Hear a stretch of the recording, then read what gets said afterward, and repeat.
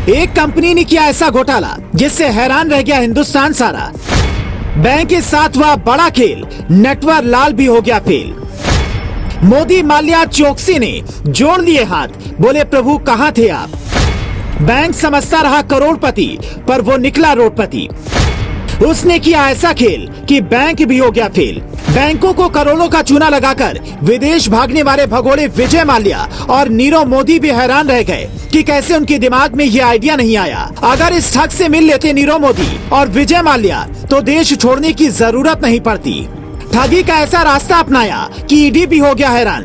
देश की सारी एजेंसियां देखती रह गईं उसका खेल। बैंक वालों को जब तक भनक लगी तब तक वो करोड़ों लेकर हो चुका था फरार। ठगी की हजारों कहानी आपने सुनी होगी, लेकिन ये कहानी सबसे अलग है। ये कहानी सुनकर आपको भी नहीं होगा यकीन, आप भी रह जाएंगे हैरान। असल में ये पूरा मामला उत्तर प्रदेश के कानपुर से जुड़ा है। कानपुर की रोटोमेटिक कंपनी ने 4 कंपनियों से 26,000 करोड़ का कारोबार किया। बड़ी बात ये थी कि इन चारों कंपनियों का पता एक ही निकला। मतलब बैंक एक ही आदमी को देता रहा करोड़ों रुपए और वो आदमी बनाता रहा रुपए से रुपए। मामला सीबीआई के पास पहुंचा तो वो पता लगा रही है कि कैसे कर्मचारी वाली कंपनी को करोड़ों का लोन मिल गया। मामले की भनक किसी को कानो कान नहीं है। किसी को नहीं पता था कि यहाँ क्या खेल चल रहा है। यहाँ तक कि ईडी को भी इसकी भनक नहीं रही। मामला जब सीबीआई के पास पहुँचा तो उसके भी होश पाख्ता हो गए। उसको भी ये समझ नहीं आ रहा था कि आखिरकार इतना बड़ा कांड हुआ तो कैसे।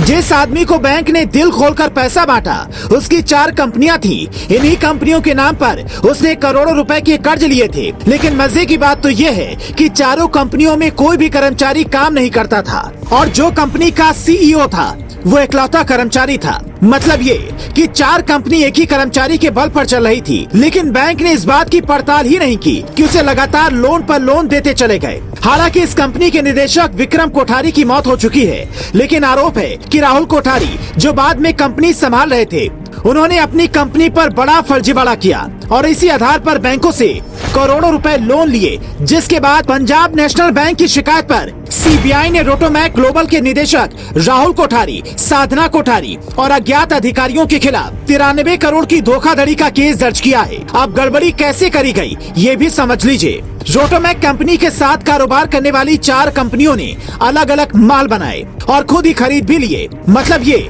ना तो कोई असल में माल बनाया ना ही खरीदा गया, लेकिन कंपनी की बैलेंस शीट पर खरीदने और बेचने का जिक्र कर दिया गया। और यही वजह है कि बैंकों को इसकी भनक तक नहीं लगी। खास बात यह है कि 26,000 करोड़ रुपए का कारोबार करने वाली कंपनियों का 1500 वर्ग फीट में एक ही सिंगल ऑफिस था। यानी कि एक ही छत के नीचे चारों कंपनियों को चलाया जा रहा था। लेकिन जैसे ही बैंक के अधिकारियों को अपनी गलती का एहसास हुआ उनके भी हाथ पैर फूल गए और उन्हें भी समझ नहीं आ रहा था कि आखिर उनसे इतनी बड़ी गलती कैसे हो गई।